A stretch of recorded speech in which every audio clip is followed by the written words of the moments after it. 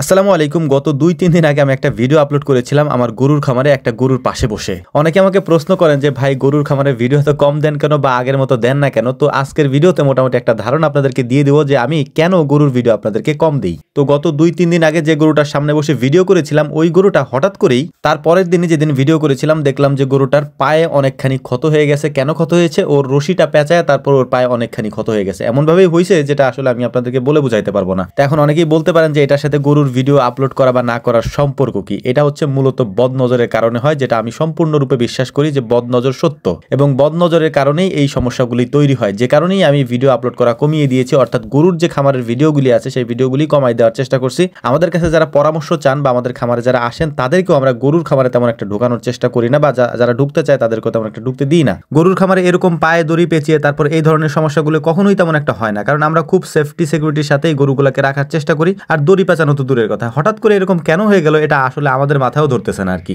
দৌড়ে এসে দেখলাম যে পা পেঁচায়, ও যে পায়ে একটা ক্ষত হয়ে গেছে এবং তারপরে এটার থেকে অনেক সমস্যা তৈরি হয়। প্রাথমিক সমস্যাগুলো আমরা প্রাথমিক চিকিৎসা দিয়েই সমাধান করার চেষ্টা করতেছি। এর পরবর্তীতে যদি এটাতে কাজ না হয় তাহলে আমরা বড় ধরনের চিকিৎসা আমাদেরকে দিতে হবে। আপনারা হয়তো প্রায় দেখছেন যে আমাদের খামারে বিভিন্ন জায়গায় মাশাআল্লাহ সুবহানাল্লাহ এগুলো লেখা থাকে। মূলত এটা লেখার কারণই হচ্ছে এটা যাতে বদনজরটা না লাগে। আবার অনেকে হয়তো বোঝেই না যে বদনজরটা কি জিনিস। বদনজর হচ্ছে যদি কোনো জিনিস আপনি দেখেন হিংসাত্মক মনোভাব নিয়ে যদি সেই জিনিসটা দেখেন, অথবা যদি আপনি মনে করেন যে মানে আমরা এই গ্রামের ভাষায় বলি ওড়ানো আর কি। ওড়ানো বলতে একটা জিনিস দেখে হ্যাঁ এইরকম হয়েছে ওরকম হয়েছে অবাক হয়ে যাওয়া। তো এই ক্ষেত্রে এই বদনজর লাগে। এই ক্ষেত্রে হচ্ছে যে সুবহানাল্লাহ বলতে হয় বা মাশাআল্লাহ বলতে হয়। এটা বললে আমি আমার ধর্ম অনুযায়ী বলতেছি, আলহামদুলিল্লাহ আমি আমার ধর্মটাকে ফলো করার চেষ্টা করি। তো সেক্ষেত্রে হচ্ছে এই সমস্যাগুলো তৈরি হয় এবং ইসলামিক রীতি অনুযায়ী যে মানে আপনারা এটা অনেকেই জানেন যে আমি আমার আরেকটা চ্যানেলও আছে এইসব বিষয় নিয়ে। আমরা আগে থেকে অনেক গবেষণা করে আসতেছি এবং পড়াশোনাও আমাদের এইসব বিষয় নিয়ে অনেক বিষয় আছে। তো আমরা জানি যে বদনজরটা সত্য এবং বদনজরের কারণে মানুষের অনেক ক্ষতি হয় এবং পশু পাখিরও অনেক ক্ষতি হয়, যে কারণে গরুর খামারে বিভিন্ন বিষয়গুলি আমি দেখাই না। এটার একটা কারণ আমি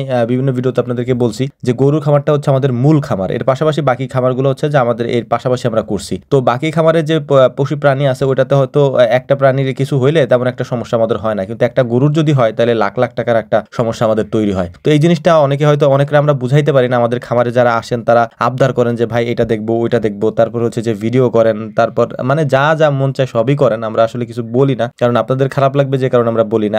আমাদের কাছে আসেন পরামর্শ নেওয়ার জন্য, পরামর্শ নেন, সবকিছুই ঠিক আছে, বাট একটু একটা জিনিস দেখলে মাশাআল্লাহ বলা, সেই জিনিস সম্পর্কে আল্লাহ তাআলার প্রশংসা করা, এই জিনিসগুলো আমাদের মধ্যে আসলে তৈরি হওয়া উচিত। হইলে মানে নিজেরও ভালো এবং যারটা দেখতেছেন তার ক্ষেত্রেও ভালো হয় আর কি। তো যাই হোক, দোয়া করবেন আমাদের এই গরুটার জন্য। বিশেষ করে এই গরুটা হচ্ছে আমরা ঈদের সময় বিক্রি করতে চাইছিলাম, মানে যেহেতু এটা মাংসের পরিপূর্ণ হয়ে গেছে বিক্রি করতে চাইছিলাম, কিন্তু এর অবস্থা দেখতেই পাচ্ছেন এখন কি অবস্থা হয়ে গেছে। গরুটা এখন ঠিক মতো দাঁড়াইতেই পারতেছে না, তো খারাপ লাগতেছে খুব। তারপরও কি করার আছে, আল্লাহ তাআলা হয়তো তাকদিরে এরকমই লিখে রাখছিলেন। তো যাই হোক, দোয়া করবেন আল্লাহ তাআলা যেন ওকে দ্রুত সুস্থ করে দেন। এবং এর পাশাপাশি আরেকটা বিষয় বলে দিই, সেটা হচ্ছে যে আমাদের সাথে যারা দেখা করতে আসতেছেন বা খামার ভিজিট করতে আসেন শুক্রবার এবং শনিবারে আসেন ভাই, এবং বাকি সপ্তাহের অন্যান্য দিনে আমাদের কাজ থাকে, তো এই জন্য অনেকে এসে আমাদেরকে পান না। তো যাই হোক, আমাদের জন্য দোয়া করবেন। আসসালামু আলাইকুম ওয়া রাহমাতুল্লাহ।